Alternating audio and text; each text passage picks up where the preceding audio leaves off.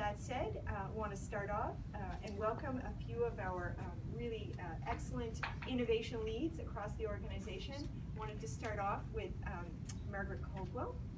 Margaret, do you want to come up and join me up here? Margaret has been one of our pioneers in the home care program.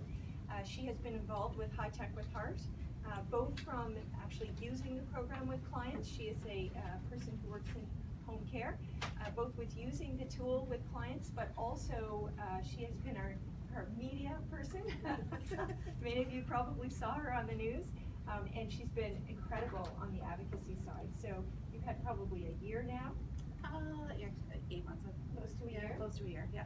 So she's going to tell us a little bit of a snapshot about what High Tech with Heart was, why it's important, and why it's kind of a pioneer for us as we move forward. It leads beautifully into what Mencha will pick up, and which will be the next stage of the project. So Margaret, I'll leave it to you. Okay, thank you. So yeah, my name is Margaret Caldwell. I am a home support worker. I've been with Northwood for maybe 7 years in April, mostly based in the Halifax area. Most of my years being in Springfield, which I don't know if anybody's familiar with the Halifax area, but Springfield tends to be a tough area challenge-wise with people with financial issues and things. So I got an email saying that I was randomly selected to participate in the program High Tech with Heart. I graciously accepted. So we were called in, and we did receive some training on the High Tech with Heart program. So basically, the reason behind the program, so I'm actually a mentor as well. I take students out with me into the field, and one of the most important things for me, it's not just a job, it's not just about getting somebody up, getting them ready, getting them fed. I like to see a smile on people's face when I leave their home in the morning, or any time of day really. The tablet for me has become a tool to engage people and to, especially with mentors, especially as a mentor, because when you have students, a lot of times they're jittery, they're nervous, they don't know what to say. It's a great way to sit down. One of my favorite apps on the tablet is Google Street View. And what I do with that is take people home. People have moved away. There's a lot of come from aways. There's a lot of people displaced, especially when they become ill. They have to move closer to their children. The tablet and the picture here is one of the students I had with me, Nicole, who was wonderful, and Jim, who's since passed away. We used to visit Antigonish every time we went to see him, so it was fantastic. He got to see his neighbor's house, like we'd go look at his brother's house, his house, all these different places, and he always had a smile on his face. And it really allowed Nicole to get to know him and allowed her to learn the questions to ask him without being invasive into his space, but how to get to know him on a deeper level so that we could make his visits more meaningful. So originally, and this didn't involve me, but so the grant came from TELUS. I actually worked for TELUS years ago, so when I heard this, I was super excited because they do a lot of stuff in communities. Don't always hear about it, but they certainly do. They give where they live. That was their saying when I worked there years ago. So being a mentor, and there was 20 of us originally as well, so there was 20 tablets distributed amongst the CCAs, and I was chosen to be one of them. So it was meant to be used during respite care. Now I've since incorporated it day to day. I have clients that are very high anxiety, not necessarily related to their personal care, but their lives. Life is hard, right? So these people that would come in and they're, high anxiety, they're making me anxious, and I'm like, okay, we got to breathe together. Let's do this together. So, it's kind of crossed the respite line, and I now use it day to day. Music is the biggest thing. A lot of people don't have access to YouTube. A lot of people don't have internet. Some do, which is fantastic. But I'm able to bring that into their homes. So I use. Basically, the way it works is we have our phones through which we get our schedules and everything else, but we are also able to tether. I tether my tablet to my phone, and I am able to access internet that way. So it's no cost to the client, it's no pressure on them. I can set it up, and then they can use it. It's great. So yeah, it's about making the respite or the visit a more meaningful experience. And we're so often task-oriented, and I said that in my original interview with CTV News. It's go in, you've got a list of things that need to be done, And clients are viewing our care that way as well, but there's so much more to it. There's so much depression and so much anxiety surrounded with disability and illness, and that's a huge, I mean, our healthcare system in general, that there's a huge lack there. This is one thing, I keep it in my bag, I charge it every night, it's with my shoes, it's with my gloves, it's with everything else, my first aid kit. It's a tool that I use. You know, I don't have to do anything special. I can just pull it out and say, hey, why don't we listen to some music while we're getting you washed today? The anxiety immediately goes down. My job's better. Their experience is better. It's fantastic. So basically what it looks like from, you know, when we walk in, usually takes me a couple minutes to get everything set up. People are usually fine with that.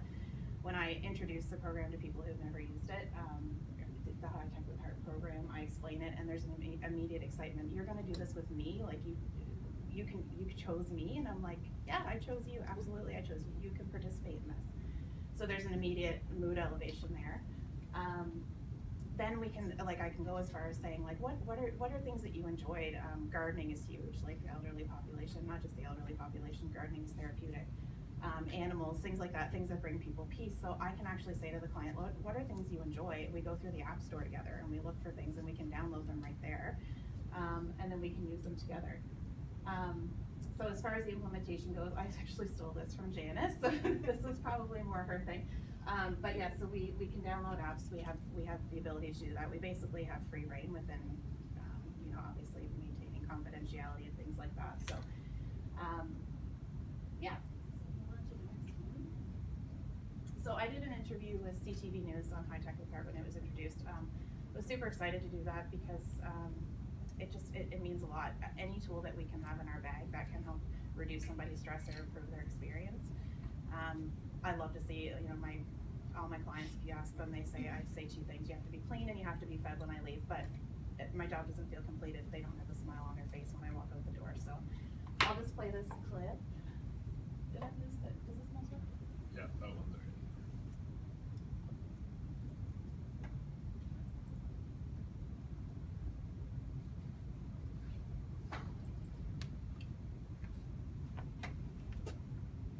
Doesn't want to work?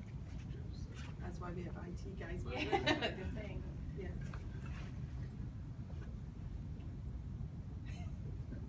He just tested it and now it's not working. It's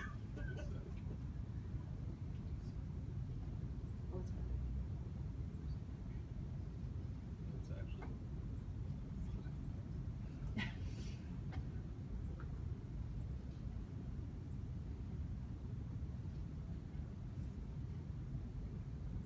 Amazing. For some seniors, today's technology can be a challenge, but there's a new program that helps them get a better handle on social media, Skype, and even certain apps. The continuing care organization is sending its staff into tablets to help clients connect with family and forge stronger friendships. Here's CTV's Kelly Linehan with our house call. Hello, hello. We're here. How are ya? Doing fine. We've been you guys for some. This is Jim McEachern's routine. Marvin Caldwell and a college student will visit Jim in his apartment 3 times a week. How you feeling today? But they're bringing more than company and some help around the house. Take the 4, put on 5. Northwood, a Halifax continuing care organization, is now sending out its CCAs with tablets for a program called High Tech with Heart. With the tablets, clients can play games, learn about social media, and connect with family on Skype or FaceTime. We're thrown into places we don't know people, they don't know us.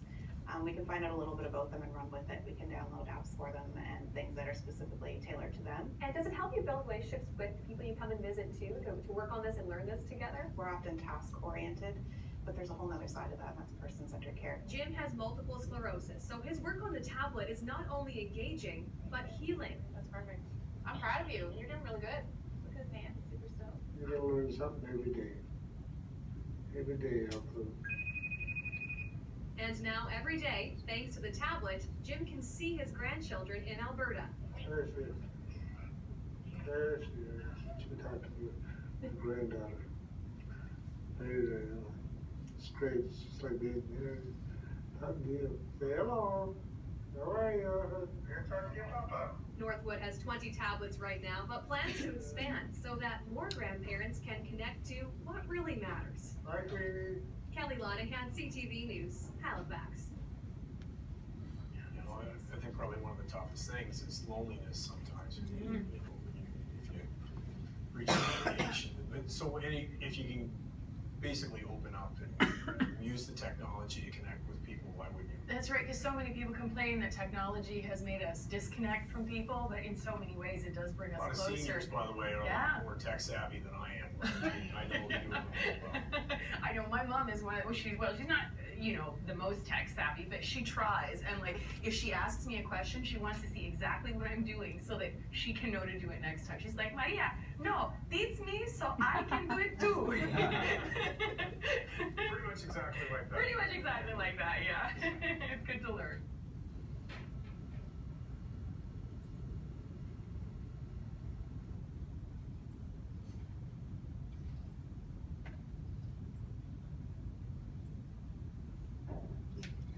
So yeah, that was Jim. That was the client I was talking about. He was actually one of the very first ones that I used High Tech with Heart with. I knew Jim at the time for 6 years since I very first started. He was one of my very first clients. I chose him to kind of experiment with because he was easygoing. He's like, whatever you want to do, you do it, and I'll go along with you, sweetheart. I'm like, okay, great. So that's how we did it.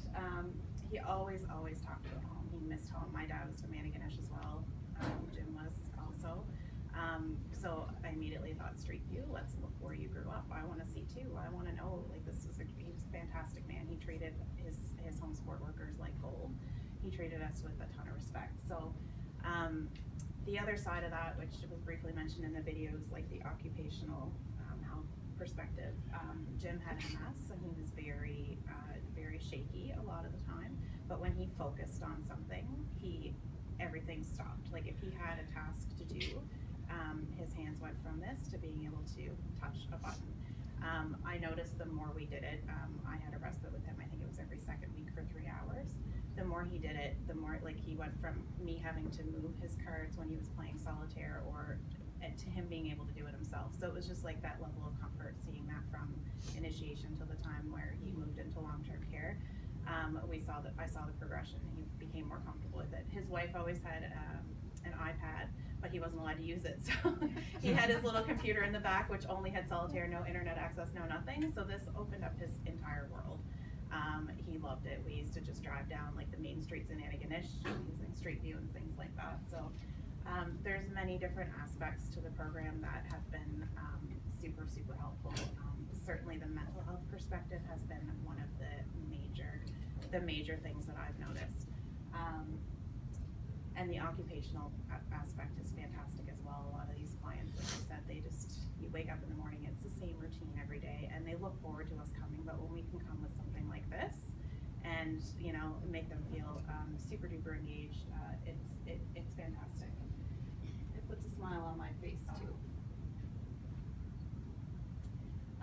So yeah, I understand the program is going forward and expanding. I'm super excited to be a part of that.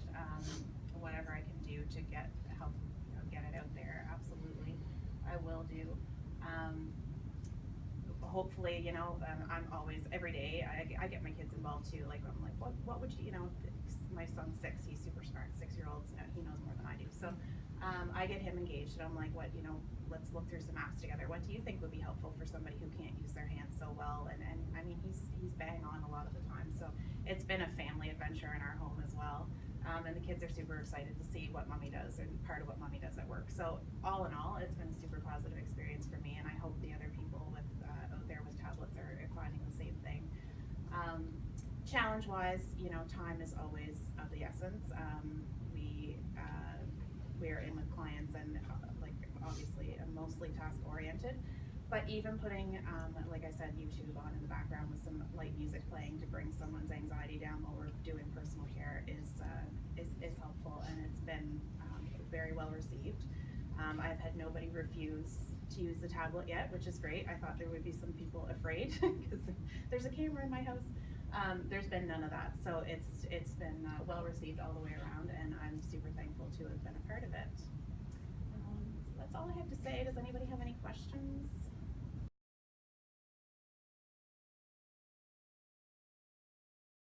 the TV back if you want, Christopher, if you don't want it near your head. Just a little bit. Yeah. So I'll start with the paraglide. So way back in 2012,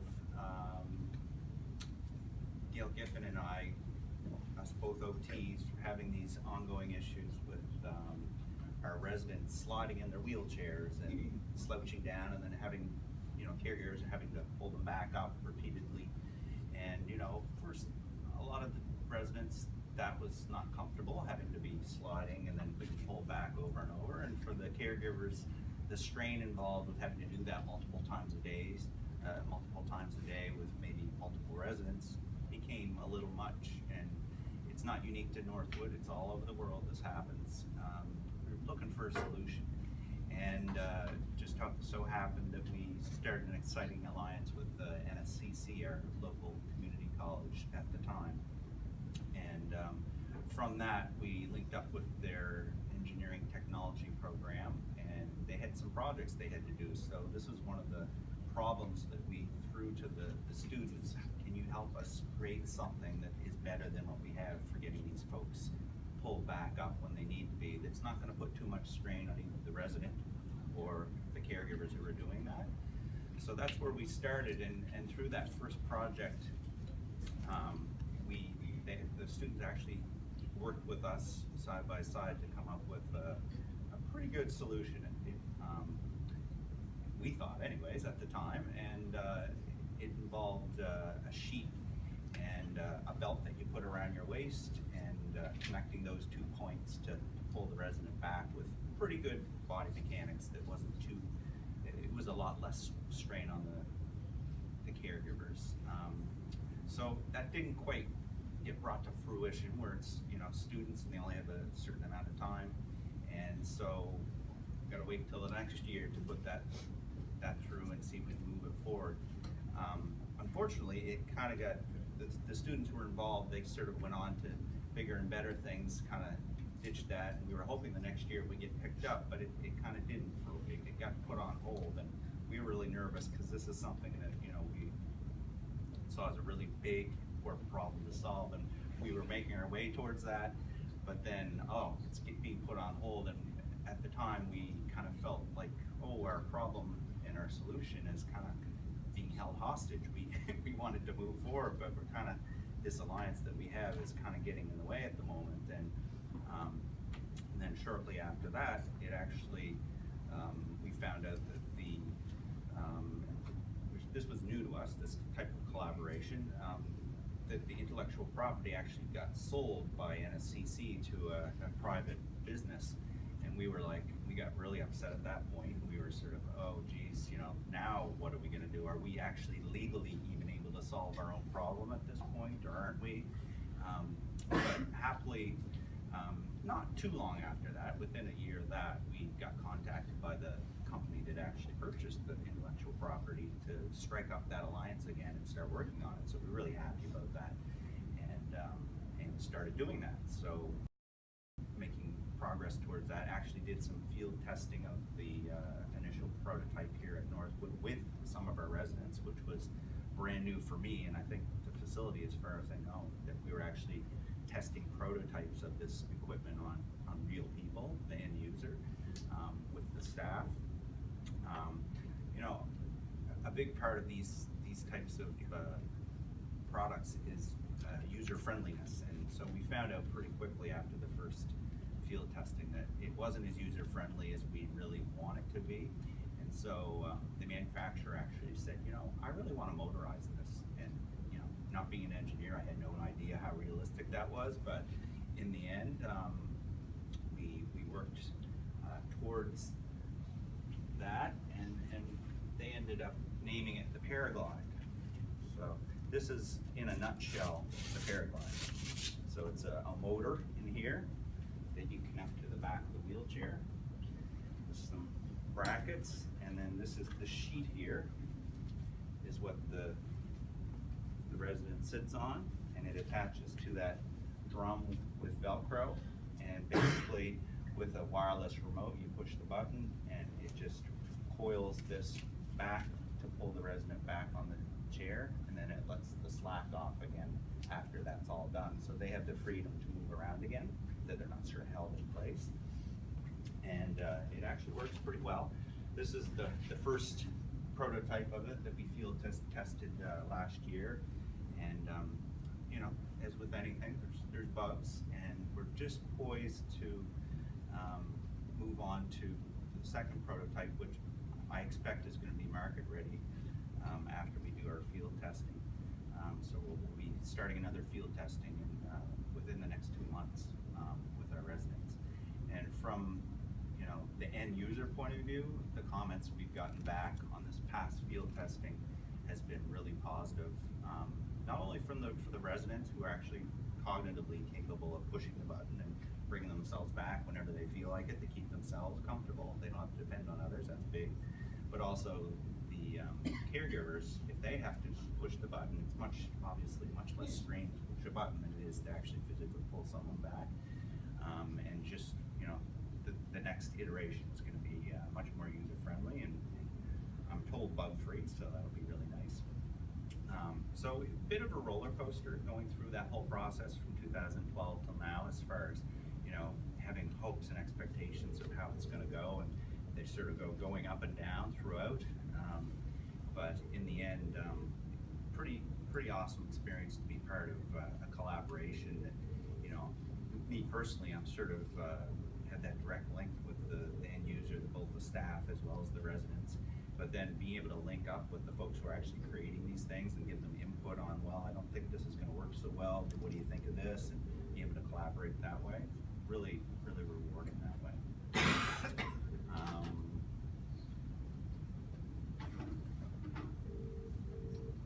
Yeah, and so the other piece was the research component I didn't talk a lot about, but the fact that we were actually able to link with an organization that could lend credibility to what we were doing and sort of prove scientifically that it was having the effect that we were expecting and that we thought we were seeing, so that when it's finally market ready, that we sort of have some backing on the credibility of what this device could do.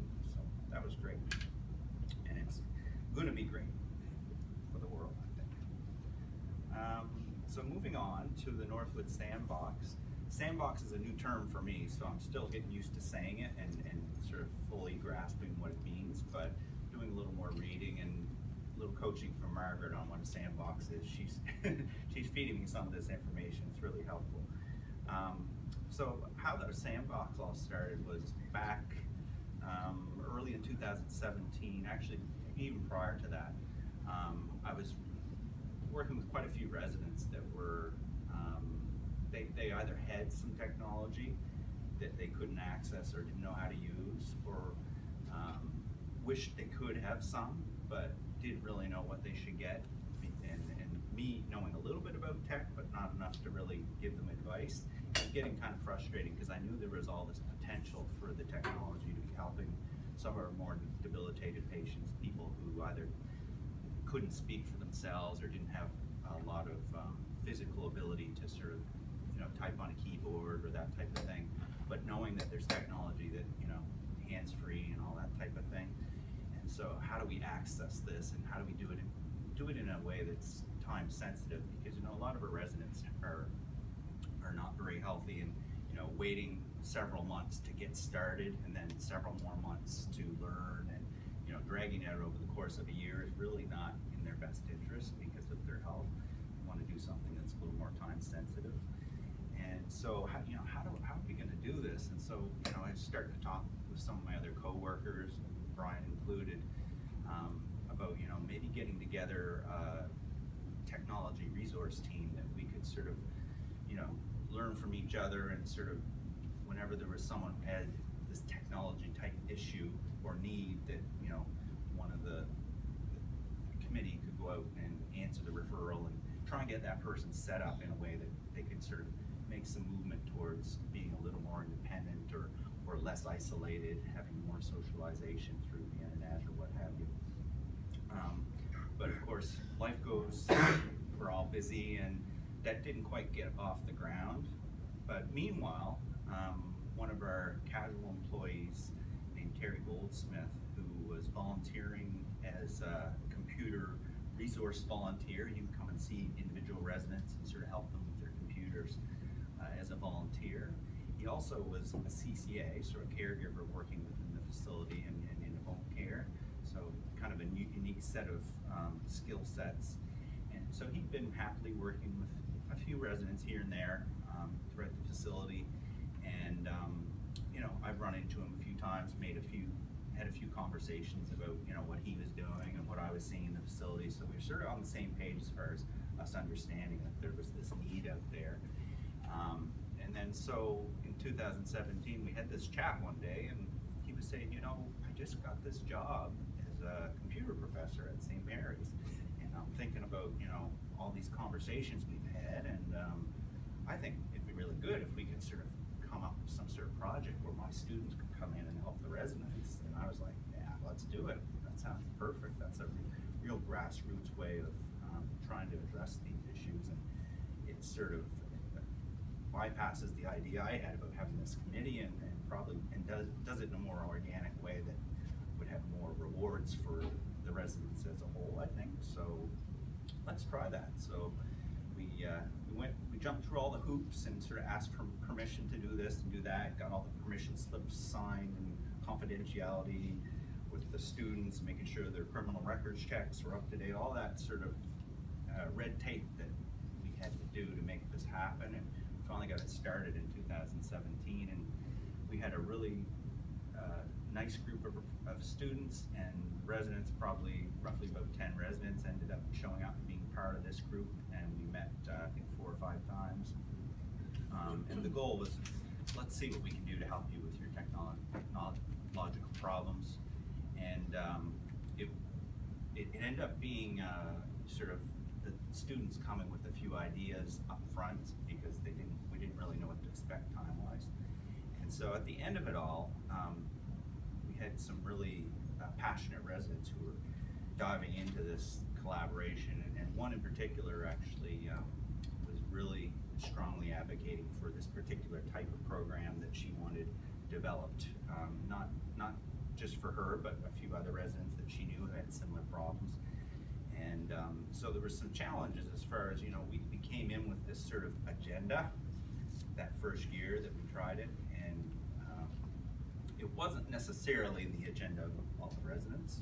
So this particular resident, being very passionate and outspoken, sort of was, let's take this in this direction. And she actually started, she engaged a couple of the students to actually sort of, let's go do this project. And they actually said, yeah, let's do this, because they were really interested.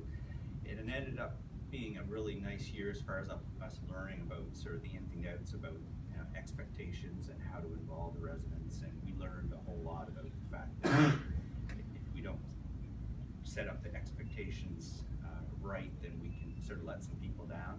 That particular resident ended up getting, I guess, disappointed that we couldn't continue the project right through, you know, after the students had left, continue on with it in a timely fashion like she wanted. And she ended up sort of estranging herself from that project because she just felt like she was losing control, and it was sort of being put on the shelf and some of those other things. So we learned a lot that year, but so for 2018 we were like, okay, we're gonna make this real grassroots. We're not gonna come in with any set agenda. We're confident we can make this happen. The other thing that made it a little complicated the first year is there was no thought of open source software, which means open source means anyone can access it and take it and do whatever they want with it. And there's no sort of business or legal issues with that. First year we didn't do that, so all the students at the end of it, they were like, okay, I think I'm going to take this and make this, you know, my new business. And we were like, oh well, but you know, the residents own a part of that, and you know, we learned a lot that way too. That, you know, if it's not open source, then basically whoever writes it is who owns it, and you know, so the second year was all open source. That was known up front, so there's, you know, total ability for us to take whatever's created and move it into the residents' devices and use it right away, and there's no sort of hoops to jump through legally or otherwise. And it was a really productive year this past year, 2018. The residents ended up wanting this sort of almost almost like a do-it-all personal assistant type app that had some social media type components, some reminder type components, accessing relaxation videos, and just sort of a mishmash of different things that were brought down to a very simple level as far as, you know, how many clicks you had to do to make this happen, because most of the apps out there aren't designed with simplicity and the minimum number of clicks involved. Where our residents, that was extremely important, that it was simple. So we had some really nice results, and the students were extremely engaged to the point where they were being very competitive with each other. And I heard even one of the students sort of put aside one of their courses just to focus on this, and ended up sort of dropping that course, which is a little much. But again, that's another learning experience for all of us, and how we can engage people, not realize how tightly linked they get with these residents, wanting to please them, wanting to come through for them. So learned a lot that way. And from there, this sort of has evolved into, that's where Margaret got involved. I was seeing this getting a little bigger than I thought I could handle, just off the side of my desk, and needing a little support. Margaret came in very graciously and took on a good amount of the organization and direction for this. So really appreciated her perspective and her ability to sort of bring it to the next level.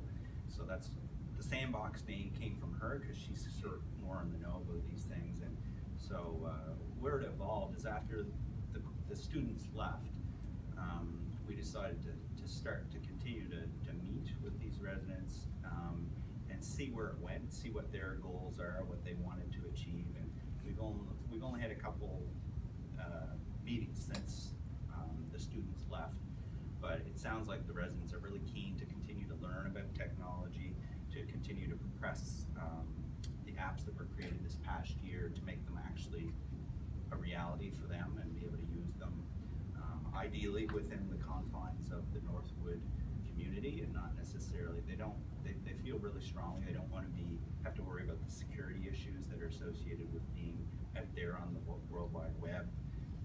The amount of hacking and that type is involved. They're very focused on trying to keep this feeling safe and secure. So currently, we're trying to work through those hoops so that we can actually get the apps onto a server that's secure, that we can then allow our residents to start using these products and continue to evolve them to make their daily lives better. And you know, a lot of us who use tech, sometimes we question whether technology is actually making our life better. So really strong will from the residents to not to get into that state like a lot of us get into on a day-to-day basis. And so the developing the software so it's custom to them is going to be really important. And so yeah, we're at the stage where we're looking to sort of open up the Sandbox and make it bigger and evolve it a little more. Not exactly sure where that's going, but it's exciting, and it's I'm told cutting edge. And I think the residents are really heavily engaged. And to me, once we get a core group of residents who are heavily engaged, it's going to grow. Like they talk to each other, right? And they got a buddy, and if they can learn from that buddy, then you know, come on into our group that we meet once a month, and I think we could help you with that problem. And so sort of building capacity to learn from each other is kind of where I see this going. So yeah, I think that's kind of summarizes it. Is there any questions about either the Paraglide or the Northwood Sandbox? I'm afraid I didn't have much time to prepare for this, so if you Can I ask you a question Sure. about the Paraglide? Sure. Does every resident have that on their chair? Do So- they all have that? So we have, for the field testing, we had a select number of units, and we had to choose residents who both wanted it and, Yeah. and it would make sense And it would make for. sense? And so that's what we did. And the next stage of field testing will be the same thing. There'll be a select number of units. And then, you know, so far the units from the last field testing, the ones that are still working, are actually still in place and being used, and you know, Mackenzie Atlantic is kind enough to continue to come out and service them, to try and keep them working for the residents who are using them, because they've become very attached to them, as you can imagine. If they go from not being able to being able to keep themselves comfortable to not, that's a huge deal. So they've been a good partner that way. I just wanted to make a comment about how the ones that are still working in the residents, that, you know, it's created such a level of independence for them, as well as, like, if they're at a recreation program, day before, like, you know, we have some larger residents that I wouldn't be able to reposition with another person or by myself, and you know, I have to stop the program, send them off, and now, you know, that level of independence, they can take care of themselves. They'll just, you know, you hear a little that their motor started up, and then they do, you know, we just carry on. So it's been really wonderful. Like, it's impacted positively in other ways too, that, you know, their level of independence, their level of engagement in, you know, other activities and programs has been pretty awesome. Yeah, it's brilliant. We're done.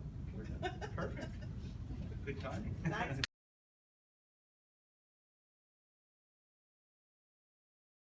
I'm a community programmer, primarily based out of Bedford, but I do a little bit of everything. And I'm just going to do a little bit of short and sweet referencing to our new VR technology that we've been using.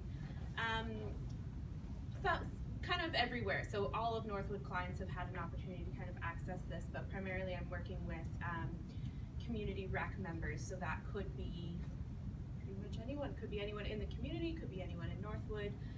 Staff have had an opportunity to access this as well. This is our new Oculus headset, which has been referred to as the more comfortable of the two options for most residents who have accessed this. So I guess a common theme that both Margaret and Chris kind of touched on was learning. So I'm not a techie person, and this has been a learning curve for me as well, in both how to use the material, how to best provide programming based in a virtual reality experience. I'm a recreation therapist by trade, so I'm very clinical in my programming, and that's been a learning opportunity for me as well, to kind of step back and look at how the program should be delivered. So we started using this. I don't know, I know staff have had an opportunity to use this, but maybe I'll pass that one around. That's the Oculus Go. And again, it's the preferred choice of the most recent clients who've had the opportunity to use it. So we started, I started by wanting everything to be perfect before I rolled this out. So I wanted, you know, all the goals to be there. I wanted all the objectives to be met. I wanted a great way to clean the headset, and with a loving, tender care from Margaret, she said, "You just need to do it." And she was right, because it formed itself. I wasn't able to provide a program for clients with such individual experiences when using virtual reality. So I wasn't able to find this perfect template of how the program should be delivered when it's so personal to anyone experiencing virtual reality. So we started off actually with trials. So the most structure I added to that was ensuring everyone just kind of went over the waiver, making sure all protocols were followed, in the sense of them understanding that X, Y, and Z had to be met in order to use it, and then signing away.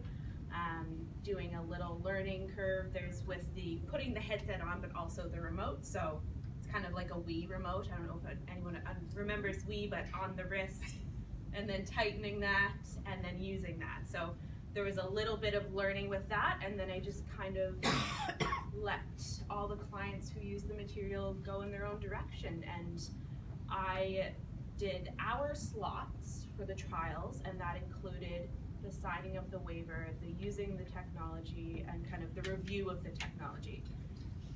And I remember my first one, I was 2.5 hours with just two people. I was 2.5 hours. I remember specifically because the space was booked right after my hour slot, and I felt very bad, but I couldn't peel these clients away from the technology.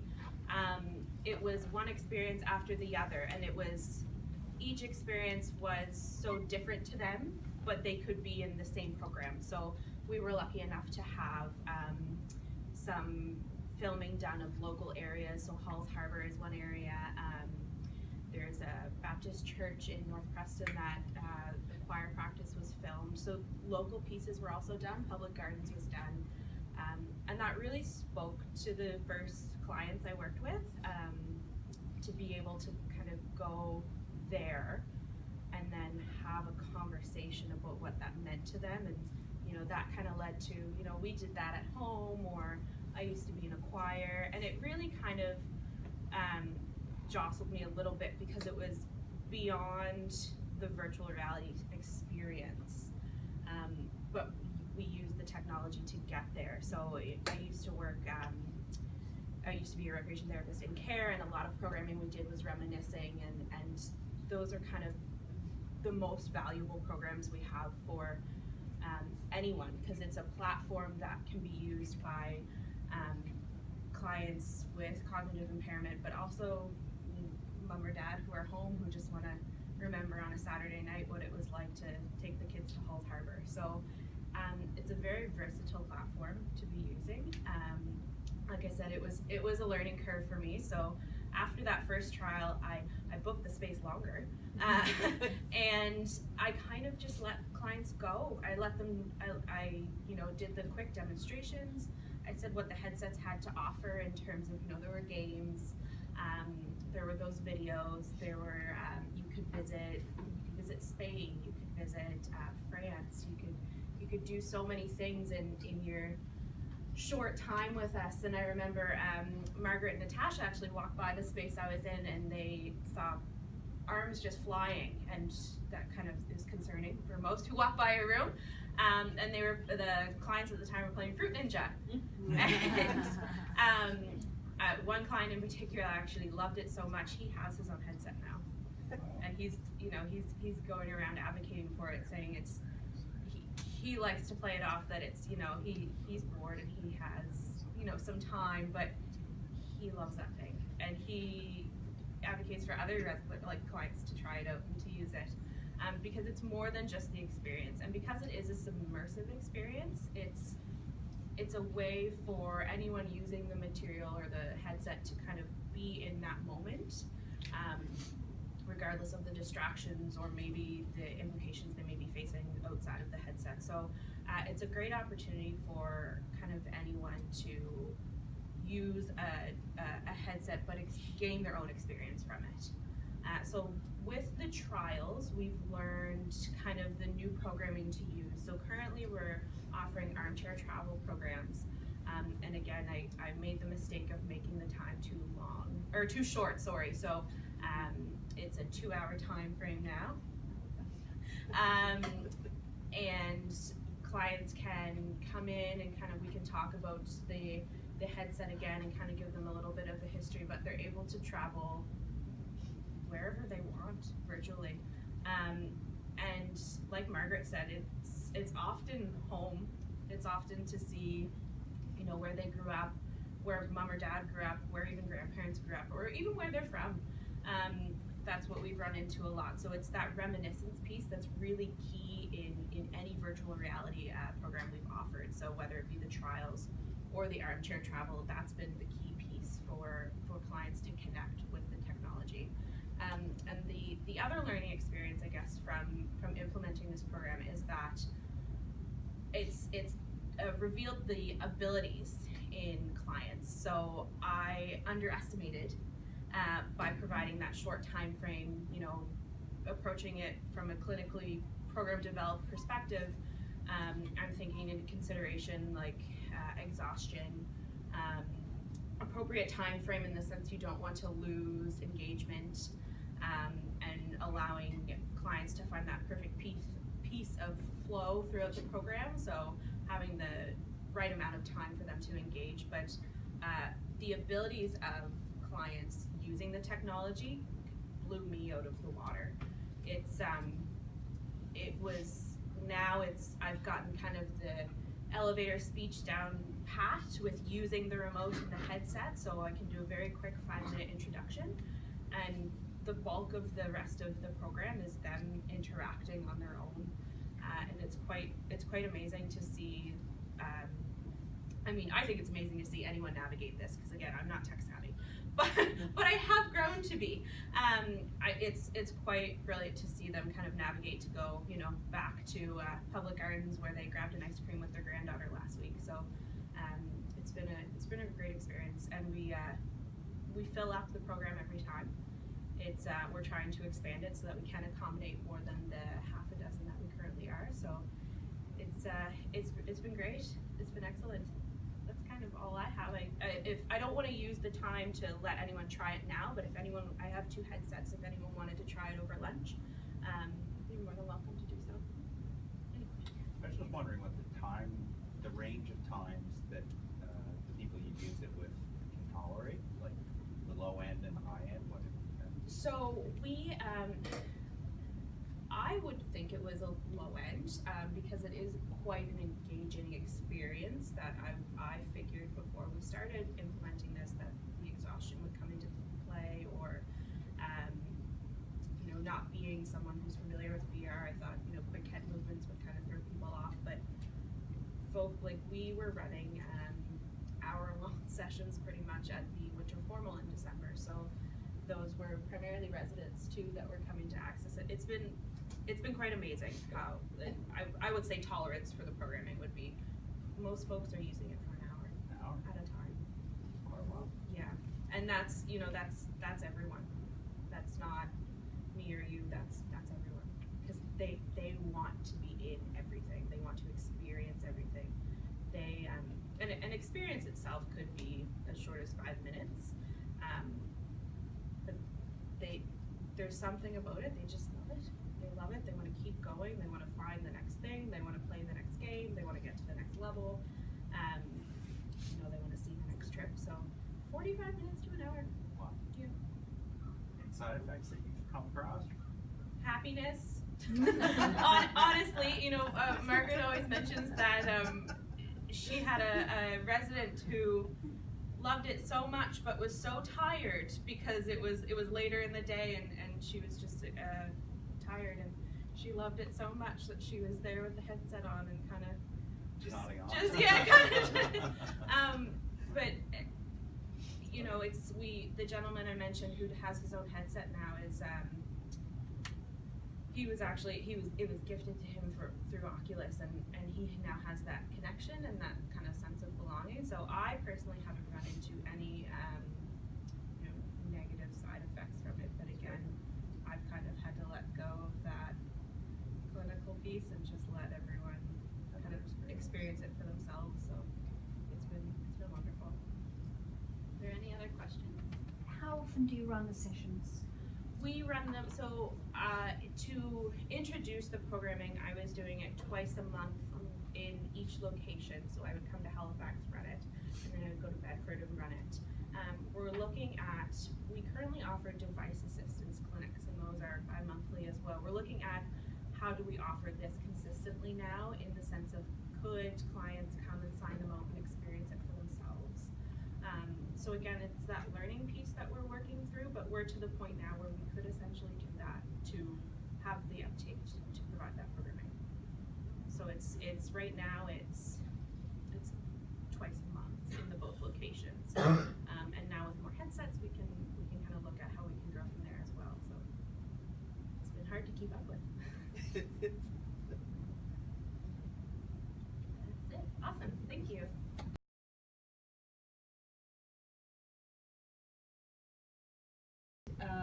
Technology that will allow people, hopefully, residents, 40 of them specifically on 1011 Manor, to control their environment and be more independent and autonomous in their decision making. So we have currently installed 2025 Google Homes up there, and we're getting, that was part of our test phase, just to see what it would feel like. It's been a raving success so far, and Billy's led them to the top of the mountain to learn all of the various different things they could do. No one has done this at an institutional level yet, so even working out the wiring and the configuration has been a challenge, and I absolutely applaud the IT team for getting right in there and playing along with us. I think that the really important lesson there, and we've applied for a lot of funding, we're hoping to get researchers, Susan Kirkland in particular with AgeWell, to come in and support us to really understand how do we use this technology in a person-centered way, and then how do we scale it? So this will be our first opportunity to take one of these projects and really see if we can scale it, and this one, if we are successful and we find out this week, people, would be across Canada. So it's very, very exciting. Hats off to Billy, Suzanne, and all of the team that has been collecting the information. I can't do them justice in their learning that's involved, but they have been an amazing pioneers in this landscape. So with that, I think that's the end of our innovation presentations. We're going to take a few minutes so people can stand up, walk around.